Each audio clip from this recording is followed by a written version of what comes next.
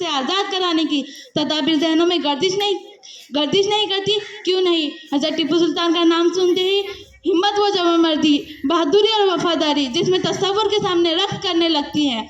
गिदड़ की 100 साल ज़िंदगी से शेर की एक दिन की ज़िंदगी बेहतर है। उनका तारीख़ मौला आज भी जहन के दरीचों में घूमने लगता है। उनकी शहादत पर जनरल हॉरिस का मुल्क के ग़ुलामी पर मोहर लगाने वाला ऐलान कि आज से हिंदुस्तान हमारा है, आज भी निदामत व पसेमानी और ग़ुलामी के दौर की याद ताज़ा कराता है। जी हाँ, सदर आली वक़ार वो टीपू ही थे जिन्होंने अपनी बालिग नज़री से महसूस किया कि अंग्रेज़ एक एक सूबा फतह कर पूरे मुल्क पर छा जाने की हिकमत अमली से अमल पैरा है। लिहाजा इस मुल्क को उनका लुक़मा तर बनने से रोकने के लिए टीपू ने अपनी जान हथेली पर रख कर अपने पूरे साज व सामान और वसाइल के साथ मुकाबले के लिए मैदान में आए।